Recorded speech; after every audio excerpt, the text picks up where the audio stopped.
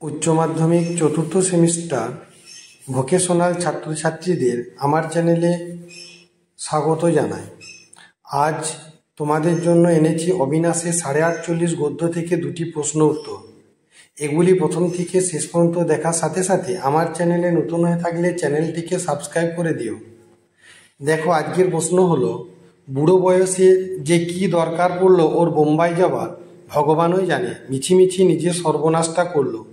কে কাকে কথাগুলি বলেছিল, কোন প্রসঙ্গে বক্তা কথাগুলি বলেছিল, বক্তা যার সম্বন্ধে কথাগুলো বলেছিল তার জীবনের সর্বনাশের বিষয়টিকে আলোকপাত করুন। উত্তর দেখো, বিশিষ্ট গল্পকার ও ক্রীড়াবিদ মতি নন্দী রচিত অবিনাশের 48 গল্পটিতে অবিনাশ মজুমদারের বাড়ির একতলার একজন প্রৌঢ় ব্যক্তি দৈনিক সংবাদপত্রের স্পোর্টস এডিটর চিত্তরঞ্জন বাবুকে আলোচ্য কথাগুলি বলেছিলেন। পরবর্তী প্যারা, অবিনাশবাবু হর্ষিত চ্যাটার্জির তথ্যের বিরুদ্ধে পেপার কাটিং দেখাতে পারেননি এডিটর চিত্তরঞ্জন ঘোষালকে। তাই চিত্তরঞ্জনবাবু অবিনাশবাবুকে শাসানি দিয়েছিলেন যে 7 দিনের মধ্যে প্রমাণ দাখিল না করতে পারলে একজন অ্যাথলিটের কৃতিত্বে কাদা ছেটানোর জন্য তিনি স্টোরি ছাপাবেন। অবিনাশবাবু এতে প্রচণ্ড অপমানিত হন এবং তারপরে পৌঁছে গিয়েছিলেন বোম্বাইতে টাইমস অফ ইন্ডিয়ার অফিসে। পরবর্তীতে বোম্বাই থেকে পাঠানো স্পোর্টস এডিটরের ঠিকানায় 48 অলিম্পিক সিলেকশন ট্রায়ালের রিপোর্টের প্রতিলিপি দেখে চিত্তরঞ্জনবাবু হতবাক হয়ে যান। পরের রবিবার সন্ধ্যায় আবার তিনি অবিনাশ মজুমদারের বাড়ি গিয়ে তার খোঁজ করলে তখনই একতলার প্রৌঢ় লোকটি আলোচ্য কথাগুলি বলেছিল। পরবর্তী প্যারা, সৎ নিষ্ঠাবান অবিনাশবাবু স্পোর্টস এডিটরকে যে তথ্য দিয়েছিলেন 48 লন্ডনে অলিম্পিকের সিলেকশন ট্রায়ালে সম্বন্ধে তা যে পুরোপুরি সত্য এটা জানানোই তার জীবনের সবচেয়ে বড় সত্য হয়ে দাঁড়ায়। তাই নিজের হ্যারিকেন স্টোভ সারাবার দোকান বন্ধক দিয়ে তিনি চলে গিয়েছিলেন বোম্বাইয়ের টাইমস অফ ইন্ডিয়া সদর দপ্তরে। সেই সিলেকশন ট্রায়ালের একদিনের রিপোর্টের প্রতিলিপি পাঠানোর ব্যবস্থা করেছিলেন। সত্য প্রমাণ করতে তিনি সর্বস্ব খুইয়ে বোম্বাই পাড়ি দেন।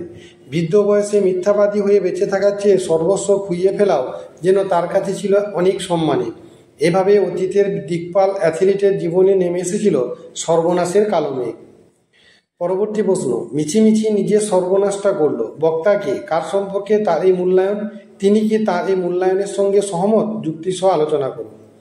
বিশিষ্ট ক্রীড়া সাংবাদিক ও সাহিত্যিক মতি নন্দী রচিত অবিনাশের 48 গল্পে আলোচ্য উক্তিটির বক্তা অবিনাশ মজুমদারের একজন প্রৌঢ় প্রতিবেশী। অতীতের দিকপাল ক্রীড়াবিদ অবিনাশ মজুমদার সম্পর্কে তাঁর এই মূল্যায়ন। পরবর্তী প্যারা, বক্তার এই মূল্যায়নের সঙ্গে আমি একেবারেই সহমত নই। এক উচ্চ আদর্শ প্রতিষ্ঠার জন্য অবিনাশবাবু নিজের জীবনে চূড়ান্ত সর্বনাশ করেছিলেন। 48 লন্ডন অলিম্পিকের ট্রায়ালের বিষয়ে হর্ষিতবাবুর দেওয়া তথ্য যে পুরোপুরি ভুল তা প্রমাণ করাই ছিল তার একমাত্র উদ্দেশ্য। এক্ষেত্রে হর্ষিতবাবুকে ছোট করা বা তার দিকে কাদা ছোটানো তার উদ্দেশ্য ছিল না। তার একমাত্র উদ্দেশ্য ছিল রেবেলো নামের অ্যাথলিটকে যোগ্য সম্মান দেওয়া। স্পোর্টস এডিটর চিত্তরঞ্জনবাবু যে বিষয়টিকে ছেলে খেলা বলে ভেবেছিলেন সেটাই ছিল অবিনাশবাবুর কাছে জীবন মরণের প্রশ্ন। আত্মমর্যাদায় তিনি ছিলেন অটল, তাই নিজের সামান্য সম্বলটুকু খুইয়ে বসেন। একজন সৎ নিষ্ঠাবান আদর্শবাদী মানুষের পরিচয় এখানে ফুটে উঠেছে। তাই বলা যায় মিথ্যাবাদী প্রতিপন্ন হওয়ার চেয়ে সর্বস্ব খুইয়ে ফেলাও ছিল তার কাছে বেশি সম্মানের। সে কারণেই বক্তার মূল্যায়নের সঙ্গে আমি কোনো মতেই সহমত নই।